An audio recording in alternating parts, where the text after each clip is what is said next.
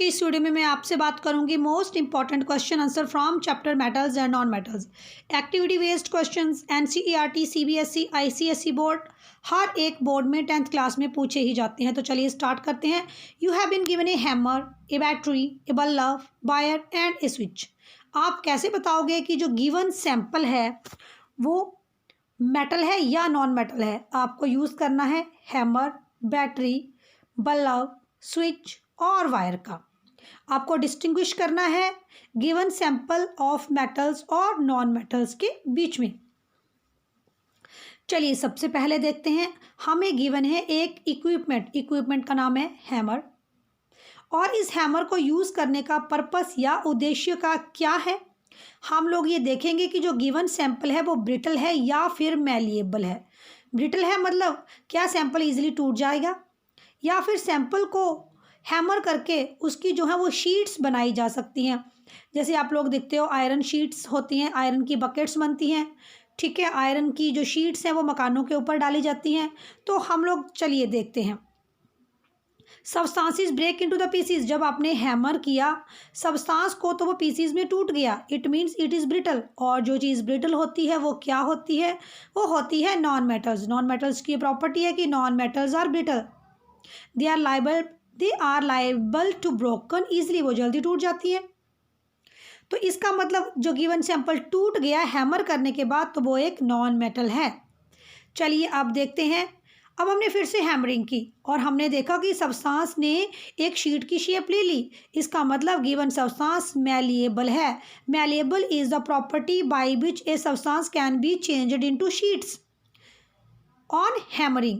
तो जो हमारे पास गिवन सैंपल था इट मीन्स वो क्या है? वो है एक मेटल्स, क्योंकि मेटल्स को हैमर करने के बाद शीट्स में बदला जा सकता है।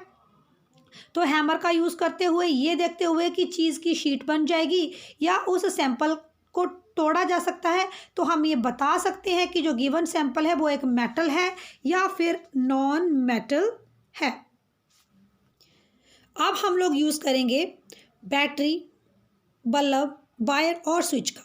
इलेक्ट्रिक सर्किट सब फैमिलियर है। इलेक्ट्रिक सर्किट में क्या क्या होता है? बैटरी, बल्ब, वायर और स्विच। तो इलेक्ट्रिक सर्किट का यूज़ करते हुए हम लोग ये पता करने की कोशिश करते हैं कि जो गिवन सैंपल है वो एक मेटल है या फिर एक नॉन मेटल है। आपको पता है कि metals are good conductor of heat and electricity whereas non metals are insulator. तो चलिए एक इलेक्ट्रॉनिक सर्किट के एग्जांपल से देखते हैं। अगर इलेक्ट्रॉनिक सर्किट में जो आपने बनाया उसमें से इलेक्ट्रिसिटी फ्लो करती है, इट मीन्स जो गिवन सैंपल है वो एक कंडक्टर है, क्योंकि कंडक्टर्स जो है इलेक्ट्रिसिटी को अलाउ कर देते हैं। लेकिन अगर गिवन सैंपल में से इलेक्ट्रिसिटी पास नहीं करती है, does not allow the electricity to pass through them, it means जो गिवन सैंपल है इंसुलेटर। और नॉन कंडक्टर्स क्या होते हैं? इंसुलेटर। तो हम लोग इलेक्ट्रॉनिक सर्किट का यूज़ कर सकते हैं पता लगाने के लिए। अब हम लोगों ने एक इलेक्ट्रिक सर्किट बनाया। ये है हमारे पास बल्ब जिसमें स्विच लगा है और बैटरी लगी है। अब हम जहाँ पर स्विच लगा है यहाँ पर हम इंसर्ट करते हैं। जैसे हमने इंसर्ट किया सैंपल में मान लिया कॉपर वायर है, सो या हमारे पास आयरन है। तो अगर हम जब यहाँ पे मेटल वाला सैंपल इंसर्ट करेंगे तो बल्ब ग्लो करेगा। अगर बल्ब ग्लो करेगा इट मीन्स जो हमने सैंपल इंटरेस्ट किया या जो हमने सबस्टांस इंटरेस्ट किया यहाँ पर ऐड किया, इट मीन्स वो सबस्टांस क्या है? वो सबस्टांस है मेटल्स, क्योंकि द बल्ब जलेगा। Metals are good conductors, it meaning the given sample is metal. अगर हम इस इलेक्ट्रॉनिक सर्किट में एक नॉन मेटल को ऐड करें, if electricity passes through the circuit and bulb glows, it means it is a conductor।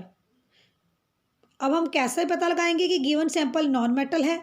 अगर हम यहाँ एक नॉन मेटल इंसर्ट करेंगे स्विच की जगह, तब बल्ब नहीं जलेगा।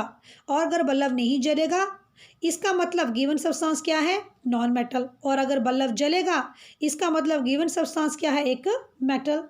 वीडियो कैसे लगा मुझे कमेंट सेक्शन में जरूर बताएं। मैथ साइंस के अदर वीडियोस देखने के लिए चैनल एसएससी प्रिपरेशन को विजिट करें, और अगर आप चाहते हैं कि हम ये सीरीज़ कंटिन्यू करें तो कमेंट सेक्शन में जरूर बताएं। Thanks for watching.